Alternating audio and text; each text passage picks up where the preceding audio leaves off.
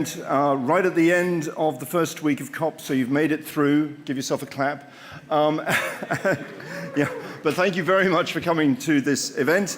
I'm Myles Allen, a professor of geosystem science and the director of the Oxford Net Zero Initiative at the University of Oxford.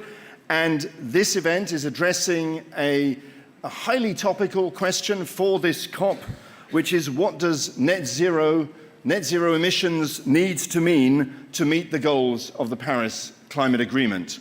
We have, the format of the event is we have two panels, one taking a high-level government and civil society perspective, but on the question at hand, and then we are followed by a science and solutions panel, and the first panel will run until 7 o'clock, and the Science and Solutions panel run for probably about 45 minutes or so, and we are hoping to leave plenty of time for both Q&A at the end and discussion, because there will be plenty of opportunities here, because we know that you're all professionals here and have all got lots of interesting perspectives to share. So we're really looking forward to perspectives from the audience here as well.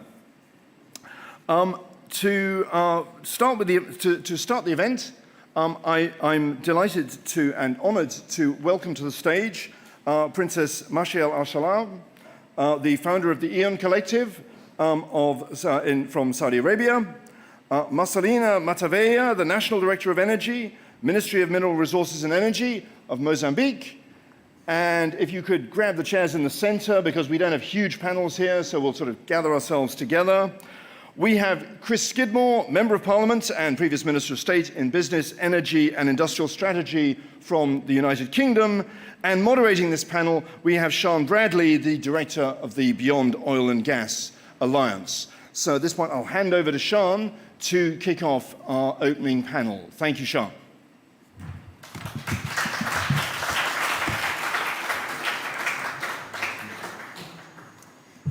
Thank you very much, Myles.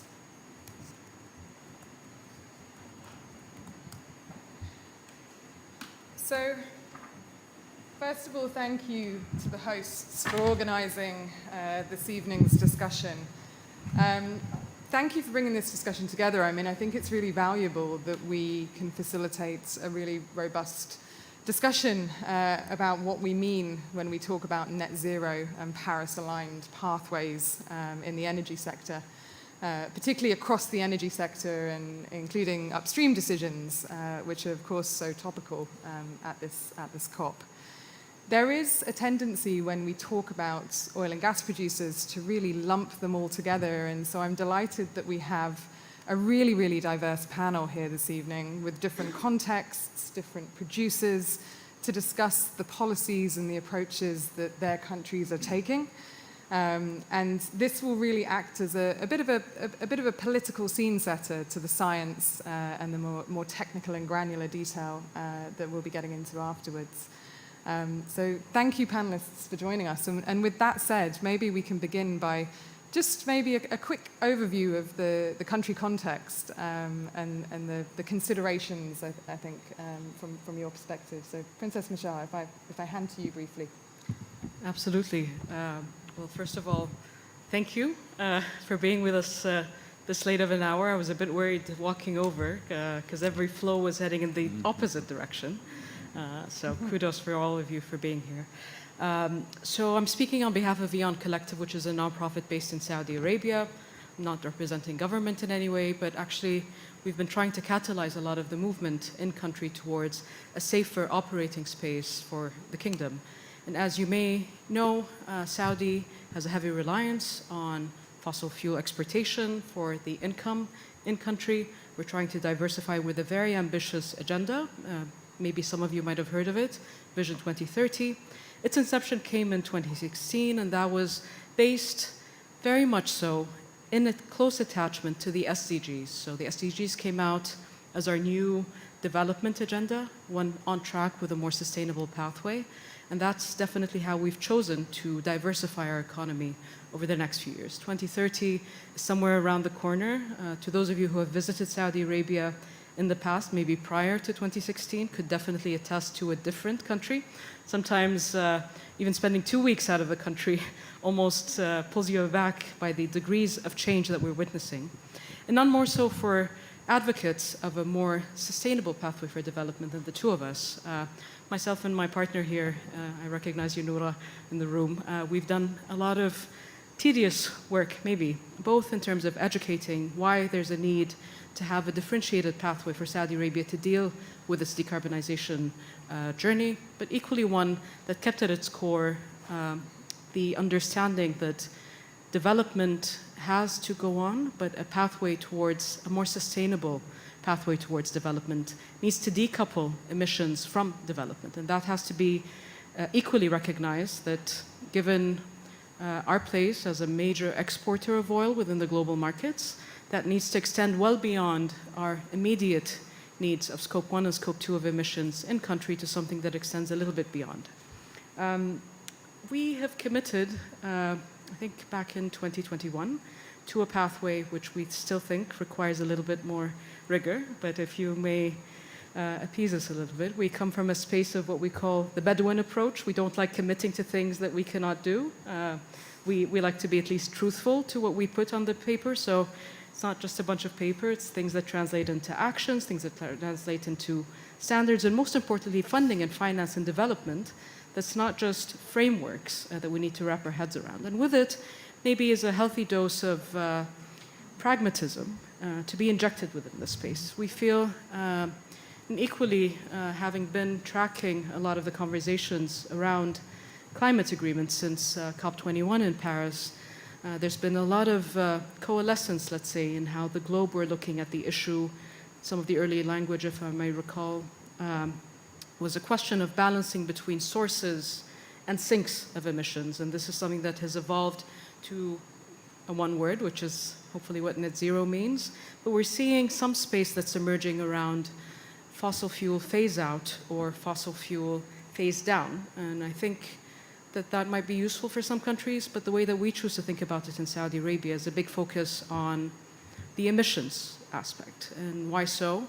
Well, in Saudi, I think every country has a different name for this. We chose to take a pathway that we called the circular carbon economy. It sort of looks at carbon in a comprehensive way and a value chain type of approach and something akin to the circular economy. So I think you're all used to the reduce, reuse, and recycle. But as any scientist may know, and I recognize our colleague from the IPCC, we already have too much emissions in the atmosphere, right? So if we do not think in a serious manner about the remove component, then we're shooting ourselves in the foot. Sorry about the foot, I meant the foot. And key to that as well is a clear recognition that there needs to be some kind of formulation around the geologic aspects, just within the same timescales that the world has existed, right? In some way, maybe we can think of it as an attestment to knowing that the role of our ecosystems extends well beyond balancing our carbon emissions. We have a very ambitious tree plantation program in Saudi Arabia. We're a desert country, just to remind everyone, of 10 billion trees or tree equivalents. There's equally that big commitment to ensure that we're not doing it on our own. With the Middle East Green Initiative, a further commitment to planting 40 billion trees or tree equivalents. I think at the core of this is a desire and a wish to tackle water scarcity and water efficiency, but our trees are not enough, right? Trees serve much more. They ensure resilience at our shores if we're talking about mangroves. They ensure shade in a country that also faces desertification. It ensures minimization of air pollution and particulate matters in the air. So they do a lot more than just protect us. And that's the space where we're looking really seriously around what I like to call real storage as opposed to carbon banking, as David Keith once said. That focus on geological storage needs to be taken seriously, needs to be done the way that we look at it, with massive focus on transparency, on, let's say, a less transient way of looking at the issue, but more in step with the cycles that our Earth goes through, but also the supply chain. And maybe that's what I'll wrap up with, is that we call this a circular carbon economy. You might have other names for it, and I look forward to maybe elaborating on it if time's allowed. Thank you, Princess Michelle. That was a comprehensive scene setter, and we'll come back to maybe the conditions, the enabling conditions for that vision in a moment. But before we do, I want to continue with the scene setters and turn to Marcelina Matieva. Marcelina, if you could give us a sense of the context in Mozambique, and also we understand that Mozambique has recently launched their energy transition strategy. Maybe an idea of the 4 pillars there and how you're approaching the challenge. Thank you very much. Good evening. First of all, I would like to thank for the opportunity that I have to participate in this important panel. As the moderator mentioned, we launched our energy transition strategy in this COP. It was launched by the president.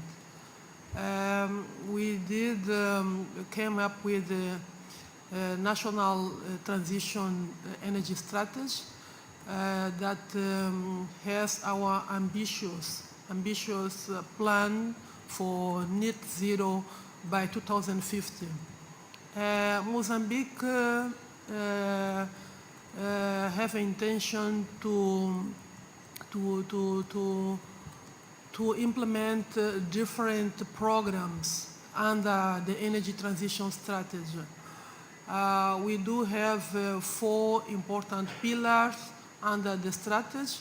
The first pillar is regarding the universal access, because our population still need to be achieved by electrification. Our rate of electrification still 52% of electrification, and we still have a lot to do. And we have the target for universal access by 2030. And we know that we will not rely only in on-grid solution. We have to promote on-grid solution and off-grid solution. When we talk about off-grid solution, we talk about mini grids and solar home system. Our country is huge, and we do have economic situations that are different among the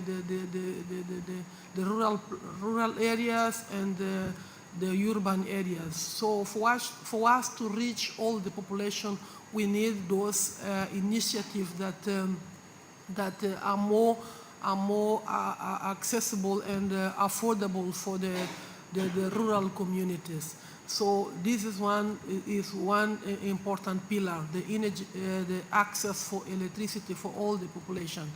Second pillar is regarding the green industrialization. Green industrialization, we intend to develop our economy, to develop our industry, but relying on clean energy. Our country has huge potential of clean energy. We have huge potential of hydro, huge potential for solar, huge potential for wind, so that can play a very important role for green industrialization. And not only for Mozambique, we have intention to become a regional hub, energy regional hub. Our electricity can also contribute for the region to reduce green gas emission. We can supply the region. We know that our neighboring countries, some of them, they are facing a challenge in energy security, for instance, South Africa. So we intend to continue playing an important role in the region. Other pillar that is very important to us is green transport. Green transportation. We intend to introduce electrical vehicles, to introduce natural gas vehicles, and also biofuels. As you know, our country has a lot of potentialities to produce biofuel. So our intention is to introduce green transport. Also, we do have the intention to come up with the development of critical minerals, because our country has minerals, and we know that critical minerals can play an important role regarding the energy transition, not only for Mozambique and the region, but for the world. Also, we are doing a promotion of big scale hydropower plant. We have the Mpandankua project. I believe that most of you know our way about the Mpandankua. Also, we are promoting the interconnection transmission line, particularly with the region. We are promoting interconnection line with Malawi, with Tanzania, Zimbabwe, Swaziland, South Africa, so that we can be able to continue exporting our electricity. Regarding the hydrocarbons, I would like to share with you that yesterday we have joined the panel that discussed about carbon management and challenges. So for us, it's very important that we are a country that has huge potential of natural gas, so that we can produce LNG in a sustainable manner that is environmental sustainable. So it's very important for us, the initiative of CCS. Thank you very much. Thank you, Marcelina.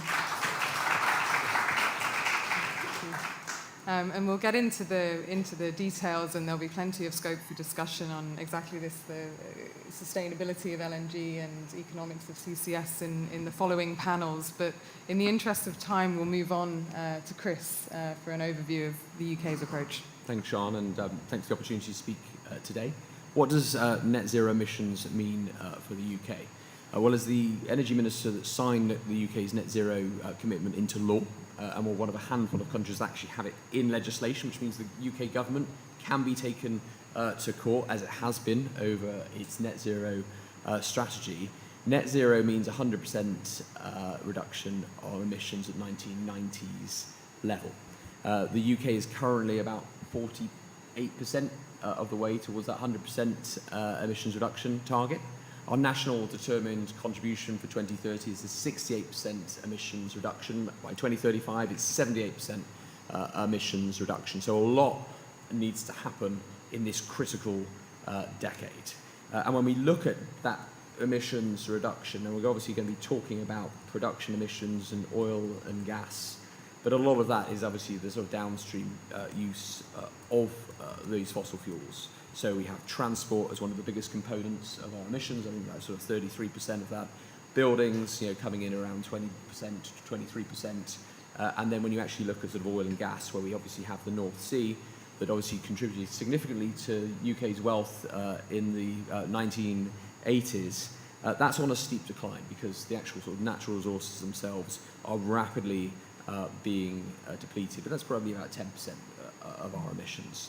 And we have had a number of strategies put in place to decarbonise oil and gas. We have something called the Committee on Climate Change, an independent committee that was set up on the back of our Climate Change Act that we set up in 2008, initially just to decarbonise by 80% on 1990s levels. And the Committee on Climate Change has set out very clearly that, yes, we will be using oil and gas to 2050 and potentially a bit beyond, but we have a balanced pathway downwards which shows a dramatic reduction. Knowing that those two drivers of use of fossil fuels, as I said, transport, we are going to electric vehicles. Regardless of what you might see in a rowback from the Prime Minister, there's still a core commitment to having a certain number of portion of electric vehicles being produced over the next decade. And we have seen car companies saying, well, they're still committed to fully electric vehicles by 2030. I don't think the UK has a choice. It has right-hand vehicles, not many of them being produced. So we have to do what the big car companies are going to do anyway. And then when it comes to buildings, as I said, we're seeing at least a 40% reduction in the use of gas. We've been really hooked on gas when it comes to buildings emissions. It was just one of these things. Historically, 80% of all our home heating is gas compared to 50% in Europe. And there's not much difference in temperature. It's just one of these historic things. But as a result of other strategies, moving on to heat pumps, better insulation measures, we will see a dramatic reduction in demand of oil and gas. So when it comes to looking at the actual production of oil and gas, I produced a review of net zero for the UK government. It's out of the book now, Mission Zero. I was delighted for the help that sort of Myles Allen and a number of people here from Oxford gave me with that. I suggest that when it came to our existing use of fossil fuels, our existing production of fossil fuels, we could be a leader in the same way we led on net zero by looking at this term of geo-zero. How could we abate existing production? I think that's at the core of the debate we're having at COP28 between phase down, phase out, abated, unabated. We need a phase out. We shouldn't have any new oil and gas whatsoever. But for the existing production of oil and gas, we need to get onto abated facilities as soon as possible. It's not acceptable that we still have methane flaring. It's not acceptable that we have these production emissions. But equally, we have the opportunity to decarbonise ASAP and get off oil and gas. But while we still have to use oil and gas in the near term, let's not have new oil fields. Let's not have Rosebank again. Unfortunately, I disagree with my Prime Minister on this as well. Those fields that exist at the moment that are running rapidly out of oil and gas, make sure that they are abated. And I think that's the discussion we need to have, and it's a responsible discussion. It's the right discussion to have, because we can't make the perfect over the enemy of the good. I, as much as anyone, want to see a phase out and an end of oil and gas. But at the same time, while it's still being produced, I want to see that oil and gas be decarbonised and be net zero emissions now, not 10, 20, 30 years' time. And let's get off oil and gas, but also at the same time, let's make sure that what we use now is as best abated as possible. Brilliant. Thank you, Chris.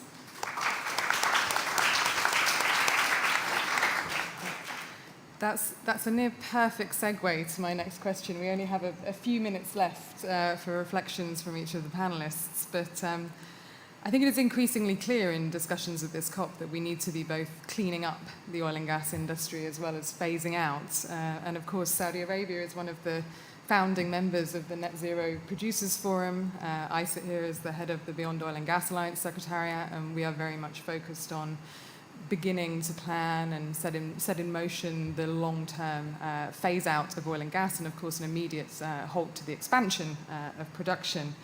I wonder, Princess Michelle, if you could share your reflections on how, or your perspectives on how Saudi Arabia is beginning to approach that longer-term challenge of structural economic transformation, and particularly the kinds of carbon pricing and subsidies removal and measures that would be required to bring into being this vision of a circular carbon economy. Yeah, absolutely. I think that's a very important question, John. Thank you for asking.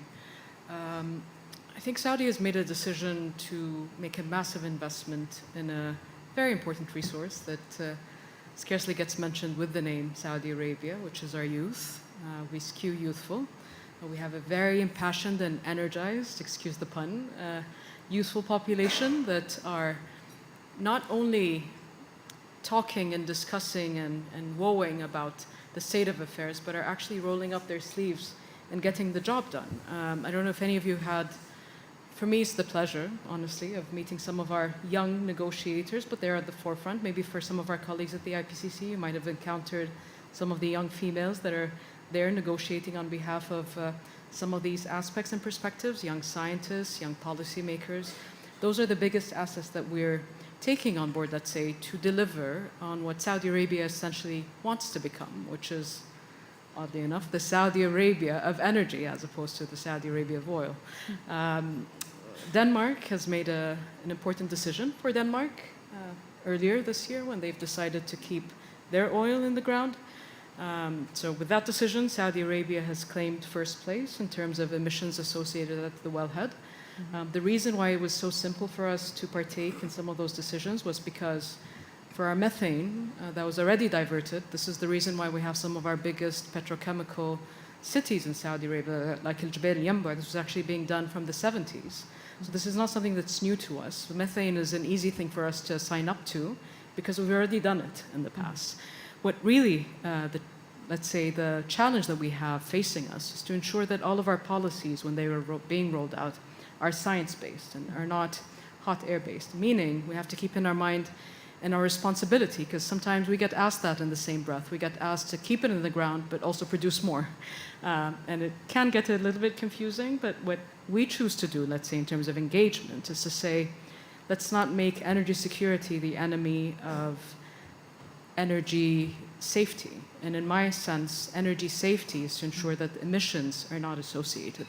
The same for the issue of energy poverty, and not solely energy poverty, but energy opportunity. We have massive continents that have a right to development, what's currently called access to clean or modern access to energy. Actually, is a little bit shameful. It's around 100 kilowatt hour for cities, and I think around 50, if I'm not mistaken, for villages. So that will require a lot of work to be done. It requires a lot of work on harmonizing green taxonomy, the way that we choose to try and push policies in countries to see opportunities like CBAM, like the IRA, as points of connectivity and future markets for some of your products. There's also a huge opportunity in this restructuring of finance that's being discussed, and Saudi's trying to align a lot of its development funding and finance in that direction. So maybe I'll keep it at that, and if there are any more questions, I can address them. Wonderful, thank you. And in our final 3 minutes, I mean, you touched on the very important issue of access to energy and countries starting this discussion from very, very different perspectives. And I wonder, Marcelina, if we can touch on your experience. You know, Mozambique is a new producer. How are you thinking about net zero in that context, and how is production affected by challenges in your country and globally? In the context of natural gas? Global challenges. Okay, thank you. Very interesting question. Net zero is a challenge for us, but it's a challenge that we are ready to address. As I mentioned earlier, we will address through many forms. When we talk about natural gas, for us it's very important to produce LNG in a sustainable manner. As I mentioned in my first intervention, we yesterday joined a panel of carbon sustainable challenge. Our intention is to develop a technology. We need to train our technicians. We need to train our companies that they can comply with the rules of economic management, so that we can produce our LNG, we can explore natural gas in a sustainable manner that will have less emissions of carbon. Regarding electricity, we promote more renewable, because we know that renewable doesn't have so much impact on carbon emission. So we are ready to go in this pathway of net zero by 2050. Thank you. Wonderful. Thank you, Marcelina. And I was just going to say, I mean, hopefully in future, just in the following discussions, we can get into some of the capacity building and the needs and how particularly Global South governments can begin to assess and build the capabilities to effectively manage and invest in different technologies. But we are at time, and Chris, I wanted to just hand to you for the final quick closing remarks. Yeah, I mean, I would make just two separate points. One is actually just around the fundamental economics here. Often when we talk about fossil fuels, oil and gas, I understand it's highly emotive, and we have political discussions in the UK as well, demonstrators who obviously get political attention rightly or wrongly. The challenge here is actually when you turn this around and say, what is the future for fossil fuels? When we look at this as an industry, and without blaming the industry for being high carbon and the industries of the past, it will be an industry of the past. So understanding that we will need to transition to the future and take those jobs, those highly skilled jobs, with us. In the UK, the oil and gas industry accounts for across the whole of the UK about 200,000 jobs. I don't want those jobs to leave the UK shores and find themselves just working in oil and gas in other countries. The challenge is how we transition these into new clean industries. So we've begun to frame this in terms of the offshore industries and recognizing also it's the same skill set that will be potentially able to be involved in abatement. The UK has a unique opportunity of using geologic storage under the North Sea. It's the largest geologic storage, I think, potentially in the world, certainly in the northern hemisphere. And we've tried to pioneer an approach that looks at industrial clusters, because this is one where we have the chemical refineries, we have industries, energy-intensive industries, that need to be decarbonised. They can't necessarily, although where possible, electrify everything, but at the same time, looking at how we can take an approach, a place-based approach to these clusters and create the networks for hydrogen production, but also CCUS storage, transportation. And we produced recently an Energy Act that sets out the sort of new regulations that hopefully will be pioneering. And I would urge all other countries to look at this Energy Act, because it provides the business models by which you can then establish CCUS for the future. Brilliant. Thank you, Chris. And with that, we'll close.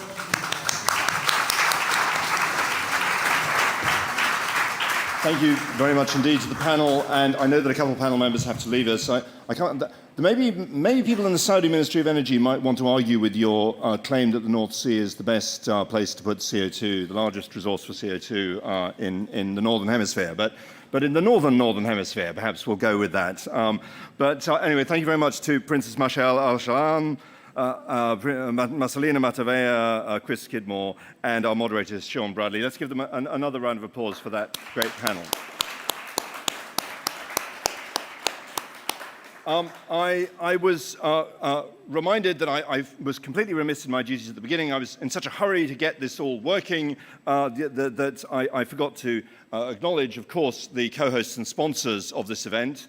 In addition to Oxford Net Zero, we have Victoria University Wellington, the World Business Council for Sustainable Development, Simon Fraser Universities, and the World Universities Network, who are supporting this event, and we're grateful to all of those institutions for doing this. And I do have to give, she stood up at just the right moment, Myrta Boat and Ingrid Sunfor, who've put this event together. And I just want, because some people have to leave before an event ends, and I just want to give them a round of applause now for pulling a fantastic program together. Thank you, Ingrid, and thank you, Myrta.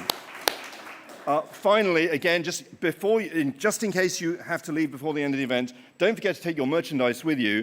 And just to explain to you what the Oxford Net Zero logo is about, this pale blue is what's going into the atmosphere. Notice the shape of it indicates the longer we delay, the faster we have to reduce emissions in the future. Very important message, because it's the cumulative emissions that matter. The darker blue is the wedge of emissions that we have to abate by storing them in the biosphere and the oceans through nature-based solutions. And finally, we have a big role to play in geological storage, which is the black wedge there. And it's a sort of generic trajectory of how we're going to get to net zero.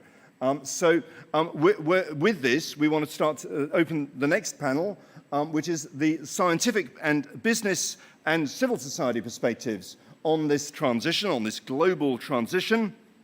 And I'm delighted to welcome up Catherine Abreu, the Executive Director of Destination Zero, Dominic Waughray, Executive Vice President of the World Business Council for Sustainable Development, and last but not least, Kirsten Zickfeld, an IPCC lead author, but also long-standing friend and professor in climate science from Simon Fraser University. Please welcome them up to the stage.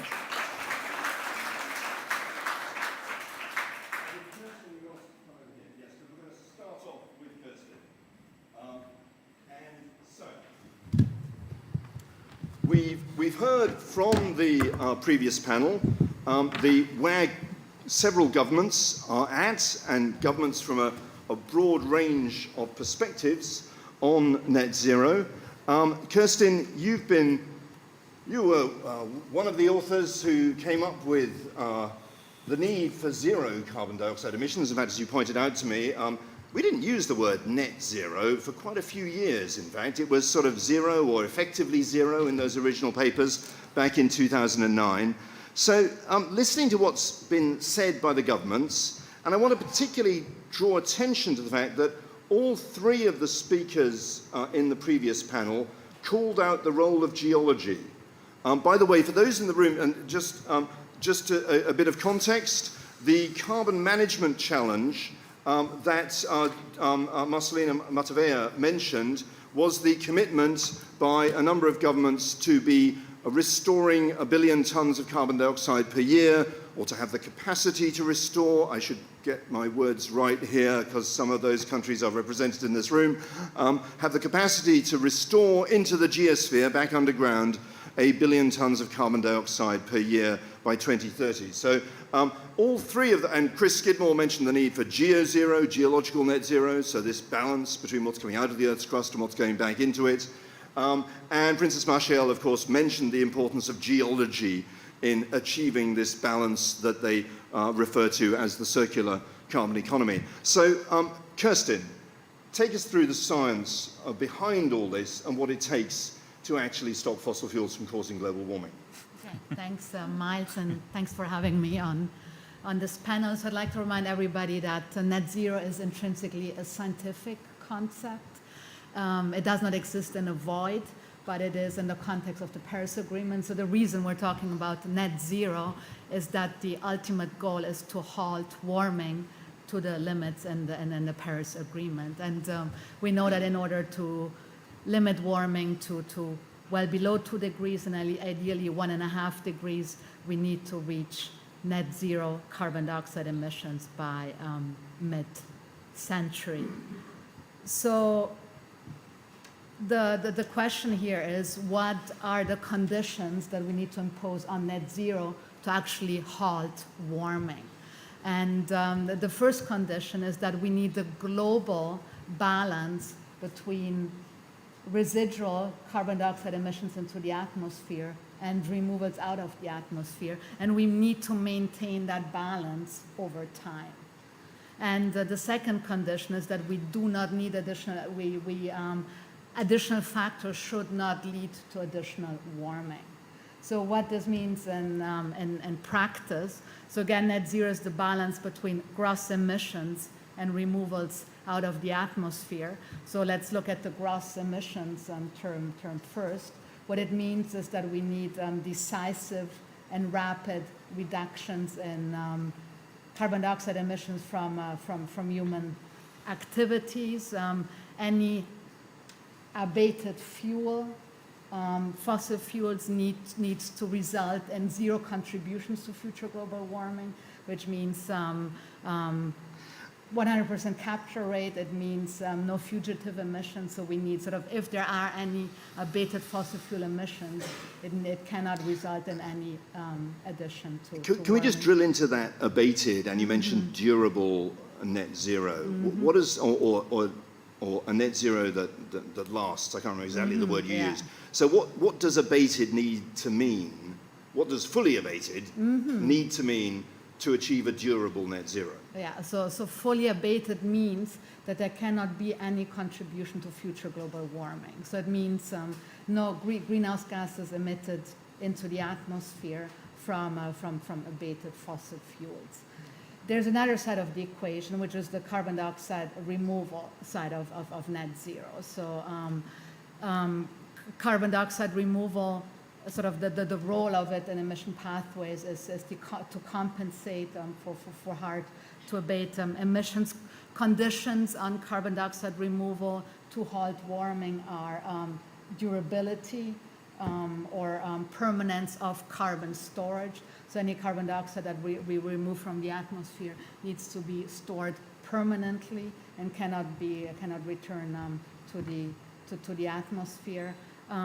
Another condition on carbon dioxide removal in the context of halting warming is also that we cannot double count natural sinks.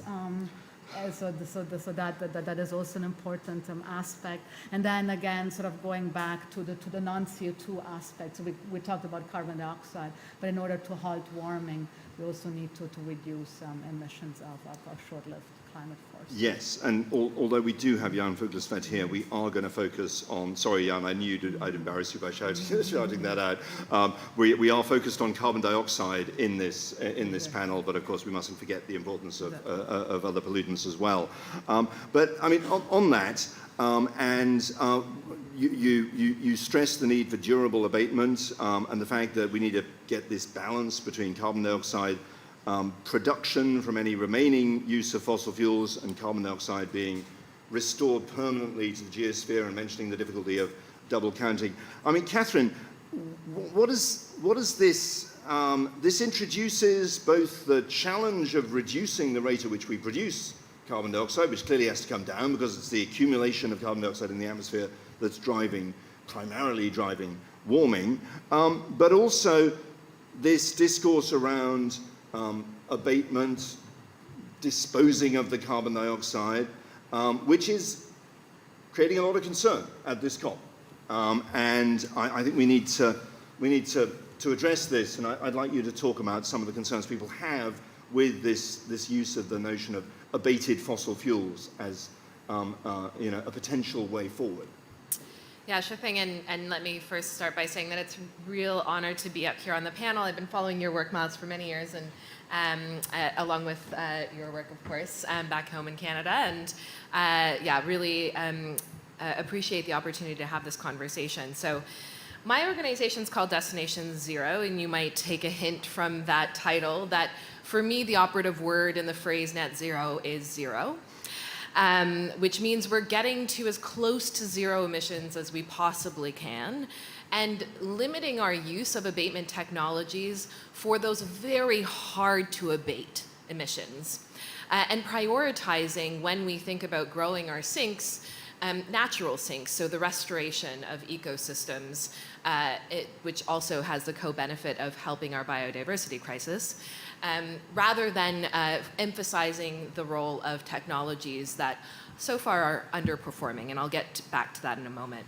I'm also a member of Canada's Net Zero Advisory Body, which was created by the passing of our net zero law in 2021, and we definitely took inspiration from the UK net zero law on that. And the co-chair of the NZAB, the body that I sit on, and where we are mandated to give advice to the Canadian federal government on pathways to meet net zero, likes to say net zero changes everything. And this is really one of the fundamental principles that we operate under. That so far, when we've been tackling climate change, we've really been focusing on incremental emissions reductions, when in fact, we need transformational change in order to meet our net zero objectives. So here we are at COP28, and a big part of what I'm working on landing here is a global agreement on an energy transition package to triple renewable energy, double energy efficiency improvements, and phase out fossil fuels. It's hard to believe that just 2 years ago was the first time the UN climate talks ever named the cause of the climate crisis, which is fossil fuels. And I think, 30 years into climate negotiations, here we are in 2023, the hottest year on record. Emissions are higher than ever. Most of those emissions since the industrial era, almost half of those emissions since the industrial era began, about 42% have been emitted in the last decade. And over the course of that decade, about 85% of those emissions have come from 3 products: coal, oil, and gas. And so I think it's very clear to all of us what the consequences are of talking about emissions without talking about their cause.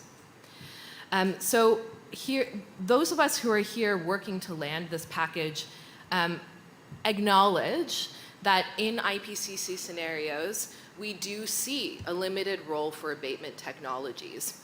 And of course, depending on which of those scenarios you like the best, you see more of a role for those technologies or less.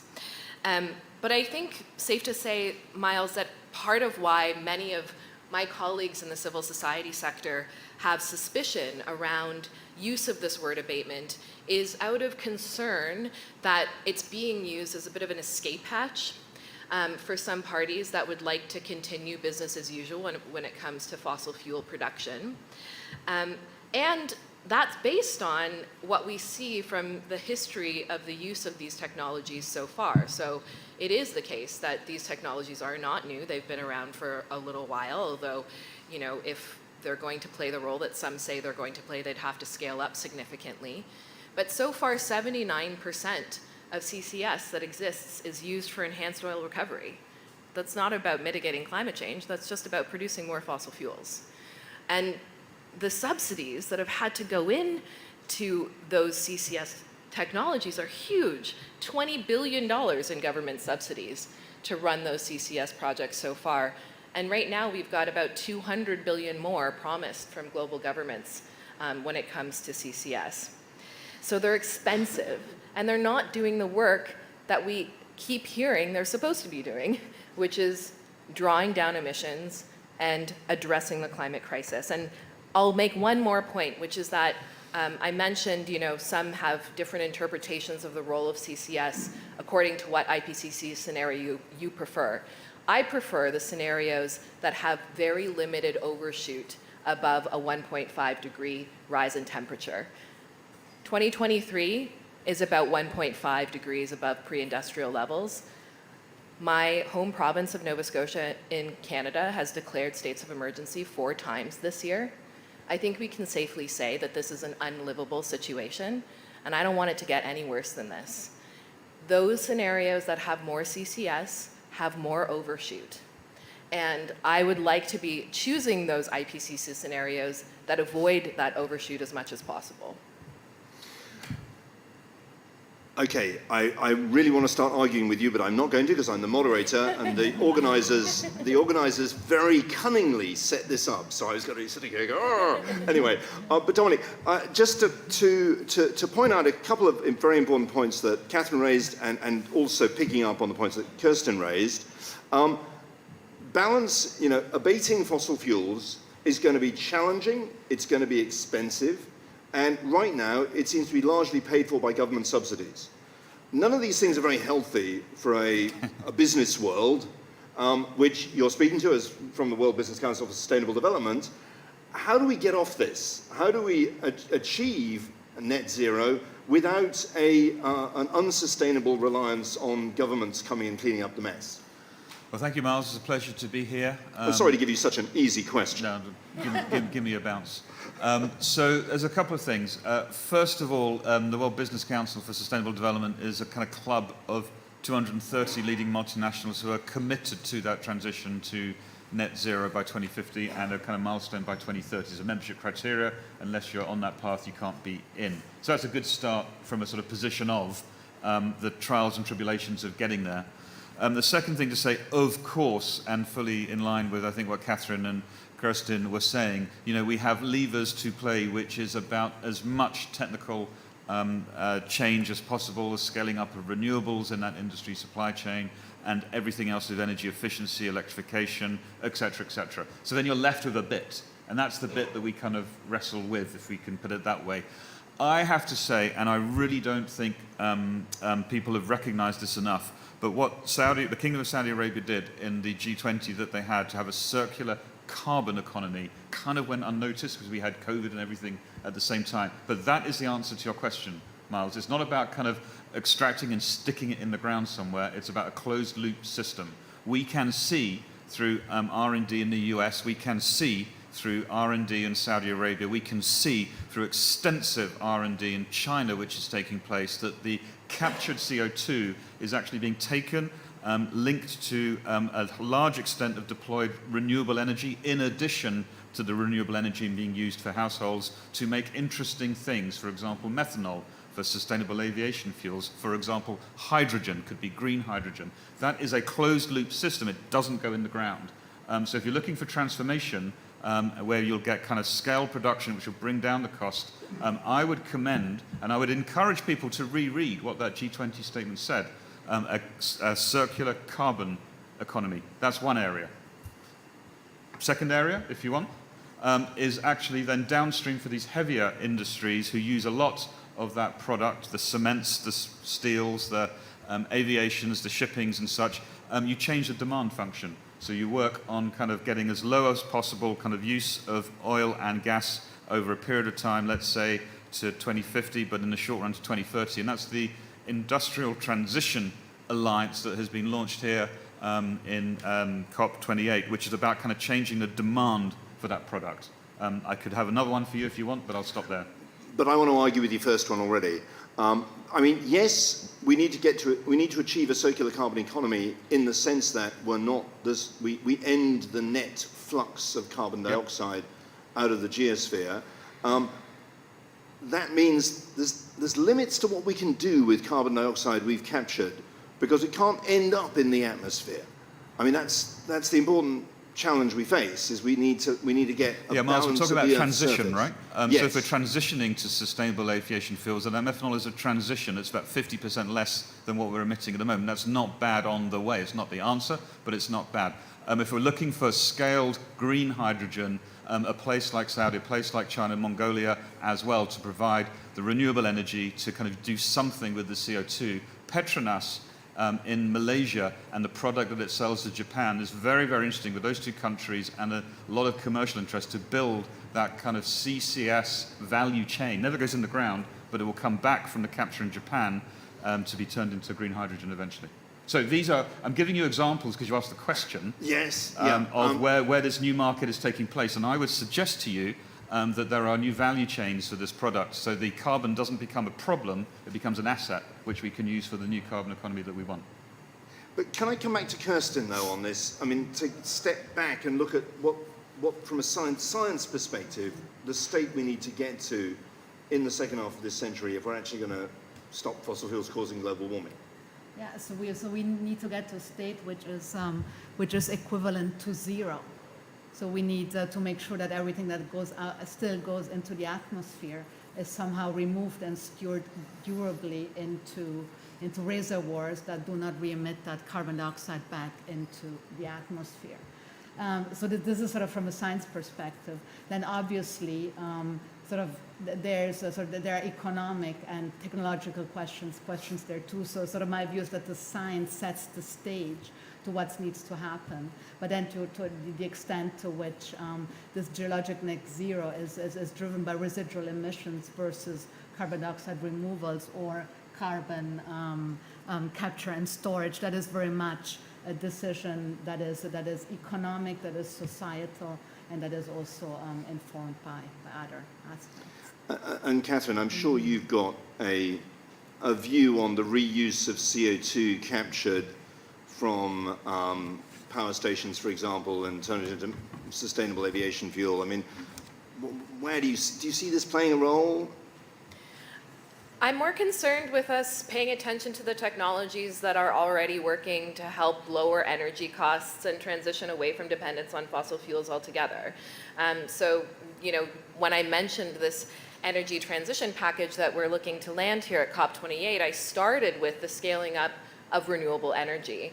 And I think let's acknowledge a recent report that was released actually from one of the schools at Oxford University that talks about work that they've done modeling pathways that rely predominantly on the growth of renewable energy versus pathways that rely more heavily on employing CCS and other abatement technologies. And that report finds that pathways that overly rely on CCS will cost us on average $1 trillion more every year.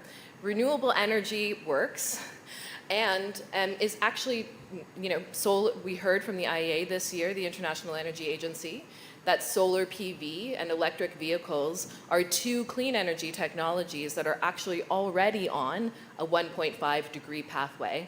And wind energy can get there if we're able to address some of the regulatory hurdles that wind energy is facing on the ground in many places. So I think I'm a lot more interested in having conversations about how we tilt policy and investment landscapes around the world in order to enable the replacement of fossil fuel-based energy with renewables-based energy than I am in thinking about how we make use of abatement technologies and create a market for ongoing CO2 emissions from fossil fuels.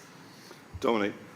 So, Kevin, 100%. You know, I said at the beginning that you know, the key levers on renewables, solar, wind, and we're signed up to the 30% increase by 2030, and lots of companies are there to do it. And the S-curve exactly, for net zero by 2050 with these technologies. But we do all of that. There's still a bit left, and that's the bit we're talking about.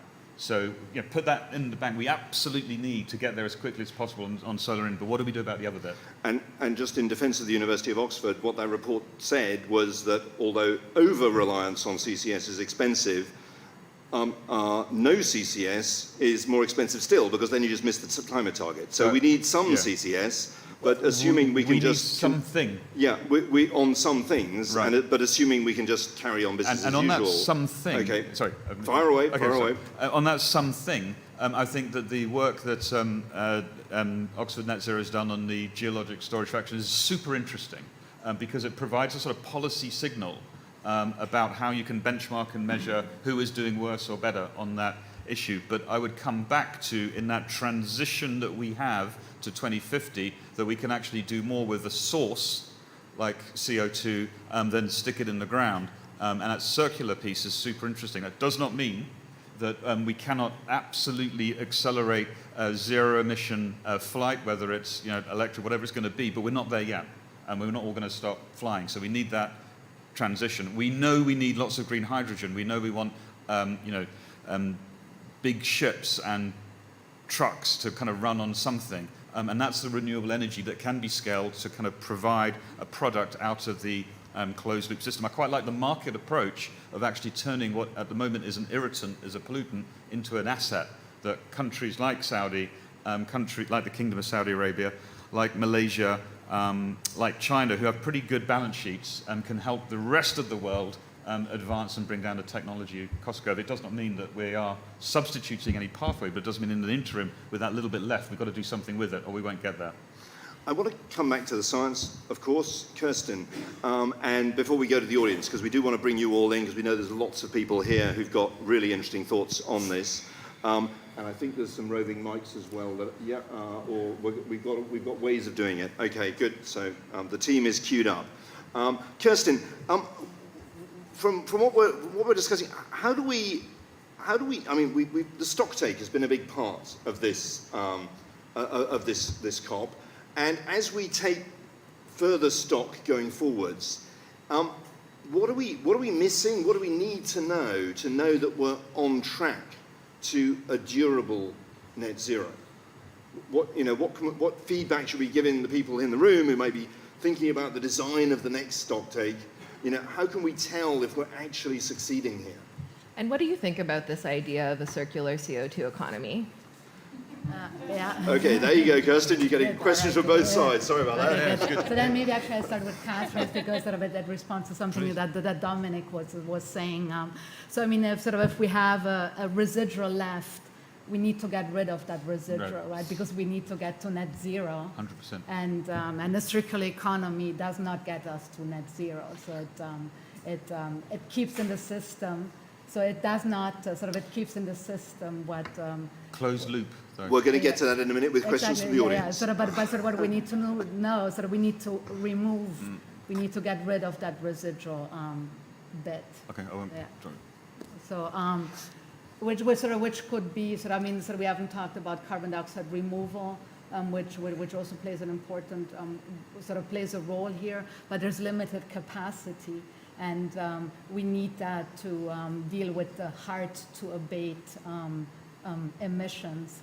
So that cannot be the lifeline to keep the fossil fuel emissions in the game. Yeah. The meeting organisers are Ingrid and Myrta are pointing out to me that I'm not doing my job if I don't bring you all in. So we are looking around to the audience for Princess, I am going to get to you to talk about the circular carbon economy, but I want to bring other people in who haven't spoken yet. And so please, if you keep your questions short and pointed, that's more effective for the conversation. Who wants to take the first question? And we must have views. Okay. I always like to go to the back. So there you are at the back with the laptop. And please just identify yourself briefly and keep it to a question. Mikael Karlsson, Associate Professor of Climate Change Leadership, Uppsala University in Sweden. How is net negative emissions that are needed in order to reach ambitious climate targets compatible with the so-called circular carbon economy? Okay, can we take a? Yes, that's a great, very clear question. So I'm gonna gather questions now because it's easier to just respond directly instead okay, of diluting it in the panel. Okay, but just okay. Who wants to take that one? I'm happy to give this a shot. Okay, all right. Far away. So we need all of these things pretty much urgently and all at once. So a closed loop system, if we take the kind of use of carbon dioxide to make green hydrogen, you know, that doesn't mean that you're somehow kind of still got a pollutant in the atmosphere. You made green hydrogen, the rest of it is water. So, you know, that's not bad in terms of taking the CO2 out of a tube. It's better than putting it in the ground, one would argue, perhaps. At the same time, you can have net negative because we absolutely do need natural climate solutions and we do need a high degree of sequestration. The technical removal thing maybe is another discussion that we can have, but, you know, these two things, they're not like, you know, we need all of these things all at the same time. So if we're all each in our little kind of furrow, we're not going to get there. Kirsten, you must have a view on that. Yeah, Fire away. Sorry, Catherine, but I wanted to bring Kirsten in first on this one. Kirsten. Yeah, I mean, so first of all, sort of the need for net negative emission, it is to come down from a peak warming once we've exceeded a carbon budget. So it means that we need to take more out of the atmosphere than what we emit in. So again, a circular economy is not going to get us there. So we need to we need to go beyond that. So we need lots of things. Right? Yeah, but sort of as long as there's a residual, right? Sort of we need more of the other, and that is that is the problem. Can I just point out while you're thinking about who's going to ask the next question, we did really well at gender balance. Great, thank you. Okay, and. Thank you very much. I have a question. How do we make sure that carbon capture and storage technologies are used for the good and not for extracting more oil? Like, I guess it's called enhanced oil recovery from the geology. I hope it makes sense. It certainly does. And I'll give that one to you first of all, Catherine. Yeah, so as I said, current CCS applications are about 79% used for enhanced oil recovery. So that is the primary use of existing CCS projects. And if we're going to move to a place that Kirsten's telling us that we need to get to, where we're limiting the application of those technologies for the very special, very hard to abate sectors, we need guardrails around how governments are expected to make use of those technologies. And I think, in fact, there is an interesting conversation happening about that here at COP28.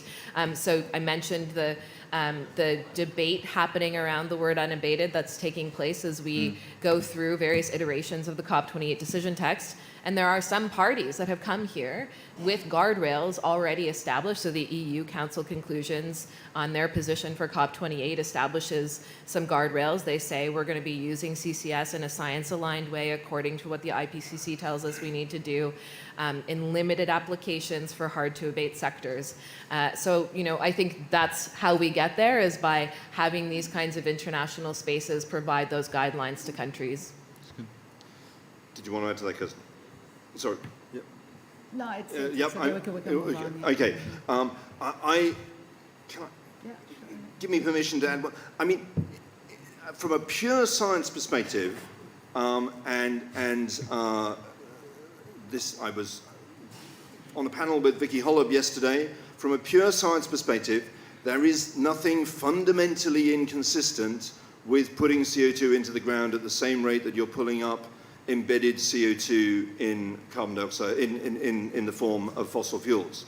But I emphasize that from a pure science perspective because I totally recognize the economic and political and the other dynamics around the use of CO2 in EOR. And the risk dimension. And the risks associated with it continuing to flood the world with cheap fossil energy.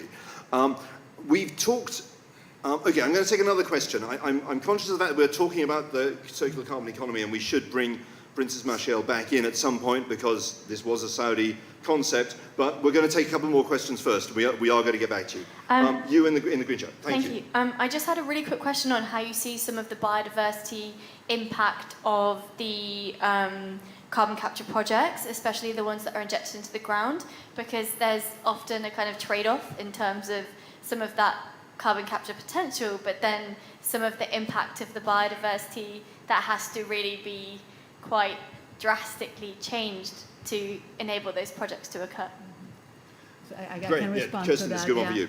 So I think so perhaps sort of we need to make sure that we're talking about the same thing, right? So there's carbon dioxide removal from the atmosphere, which are processes that deliberately, actively take carbon dioxide out of the atmosphere, which however is different from carbon capture and storage, which sort of captures carbon dioxide from a point source.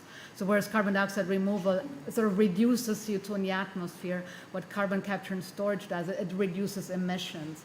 So conceptually, they're very different. So since you're bringing up sort of biodiversity aspect, I assume that you're referring to carbon dioxide removal, and there's a whole suite of methodologies out there from land-based to ocean-based to more technological. The one that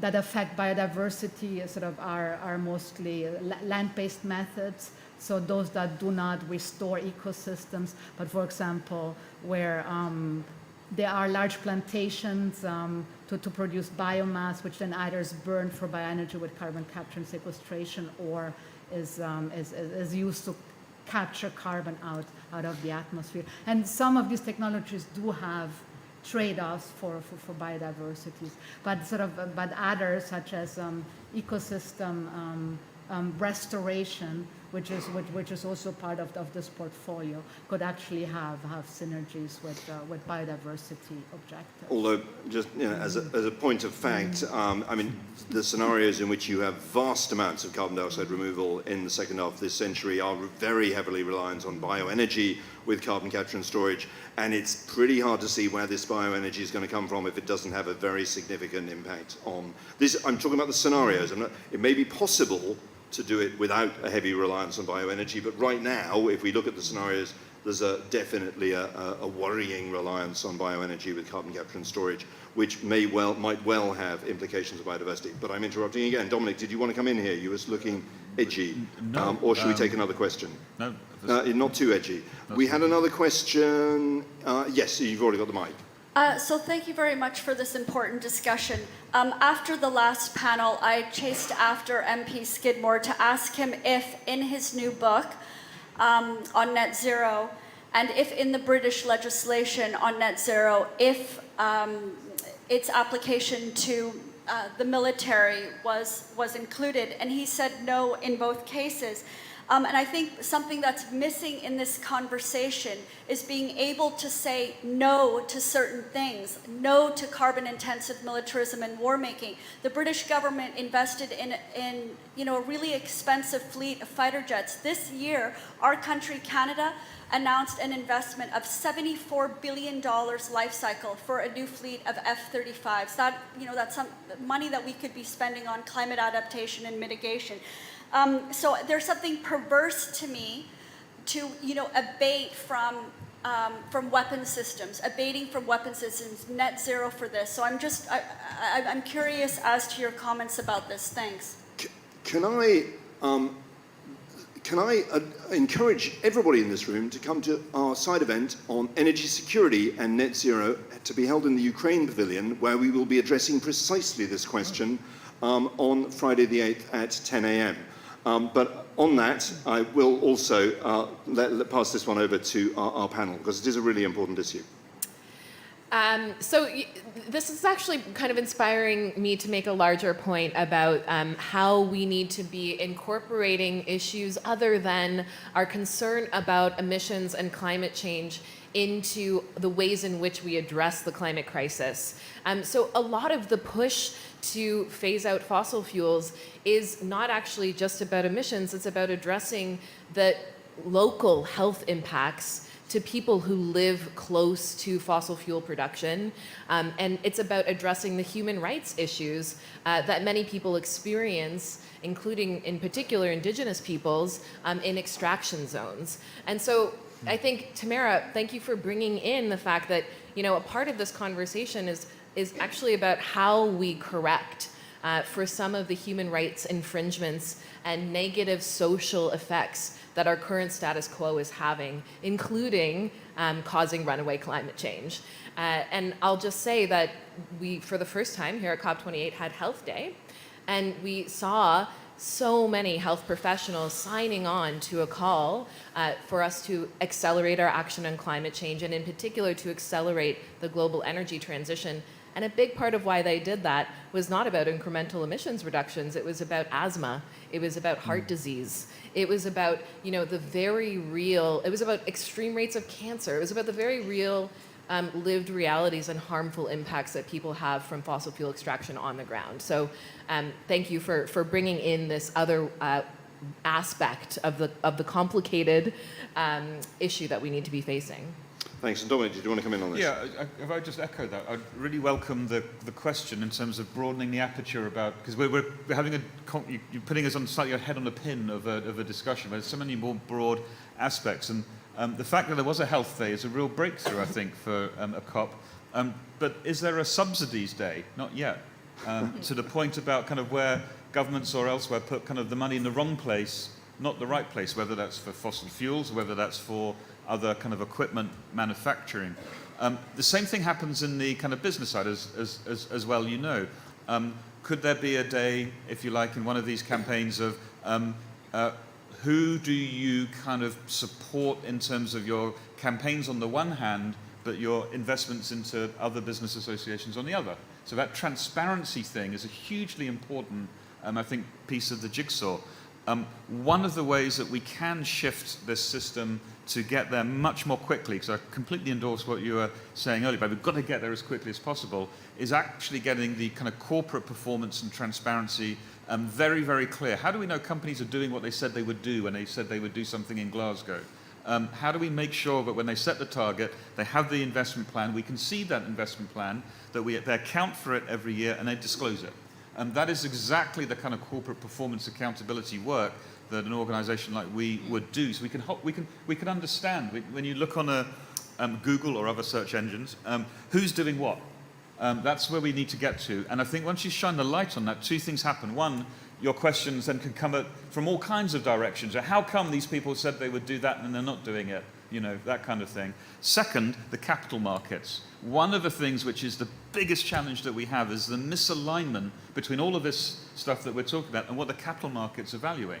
And we need to shift that one if we are going to get to here. So all of this was on the back of your excellent intervention, so thank you for that, about just widening the aperture a bit on how we get to net zero emissions, the science and the solutions. Thanks. Yes, and you mentioned capital markets, and one of the points that Marcelina Matavea would want me to bring up if she was still here was the extraordinary injustice of the fact that Mozambique is having to pay more for abatement technologies than countries in the global north who've been busily exploiting fossil fuels and dumping CO2 into the atmosphere 200 years. And that's clearly something that this COP needs to address. Eli. Eli from Carbon Gap, and thank you for widening the aperture. Now I'm going to narrow it again and ask the question. We are nerds in Oxford, yeah. Yeah, we are, it's true. Ask the question that's on the tin, as it were, of this event, which is, what does net zero need to mean to meet the goals of the Paris Agreement? Specifically in terms of, you know, which net zero are we talking about?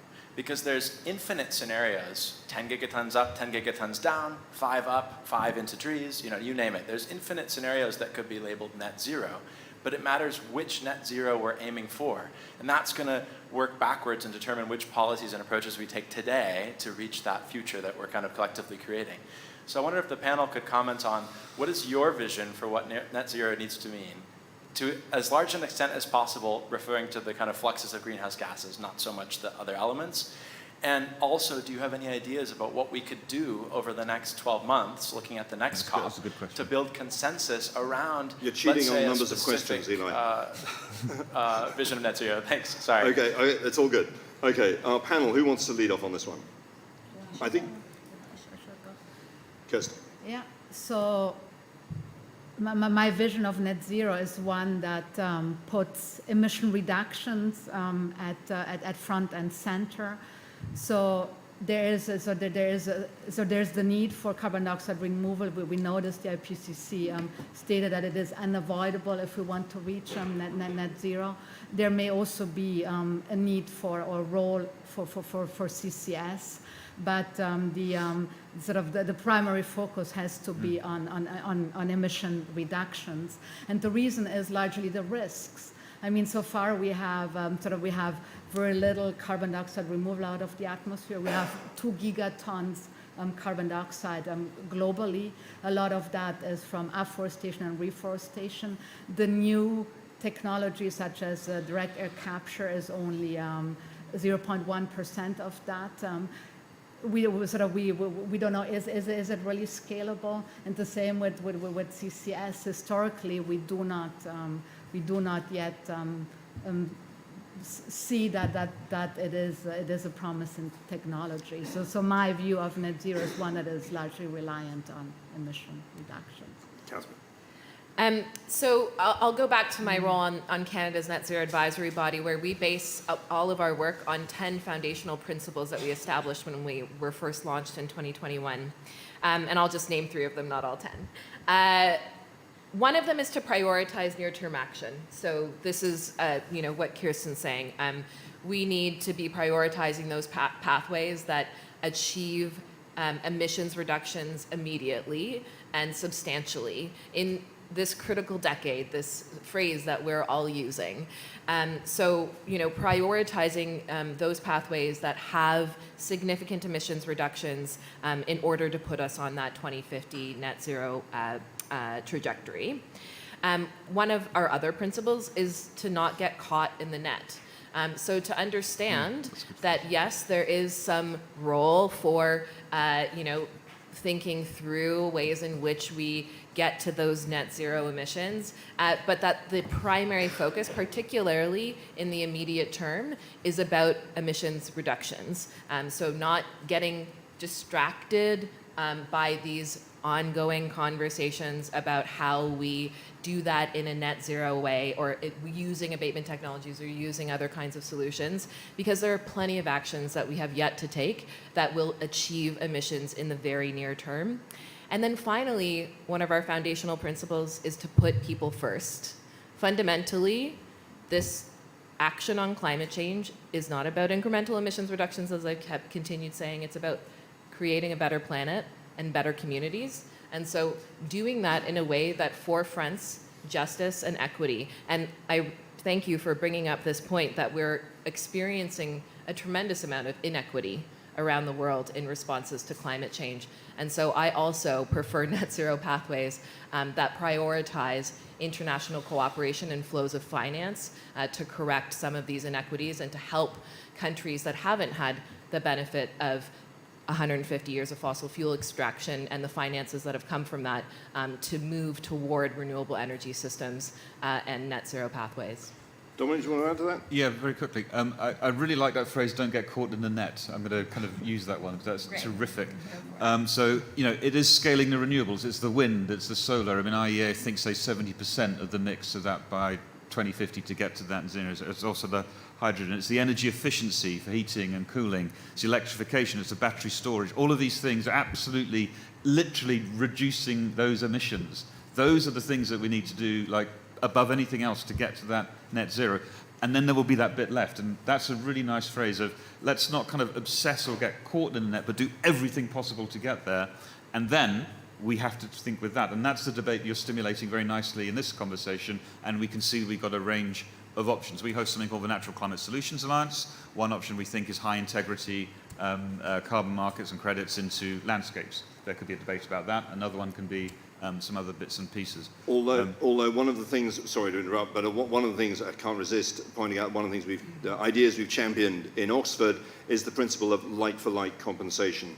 If it's coming out of the ground, it's got to go back into the ground. That's another one. Now, the interesting thing eventually, the interesting thing for that, Myles, if I may say so, I find myself also the co-chair of the Greenhouse Gas Protocol. To make that happen, we would need to kind of have both guidance and standards put in place to stimulate the market. So it would be a great thing to do to get into a technical workgroup to see if that could come alive. So absolutely, we need lots of different approaches here. But that's that bit, you know, at the end compared to everything else we need to do, which I think we need to keep emphasising so we don't get caught in the net. I do feel, if we could get a microphone to Princess Marshall, we did talk about the circular carbon economy quite extensively earlier on, so I think we should get the mic back to Princess Marshall here. Thank you very much.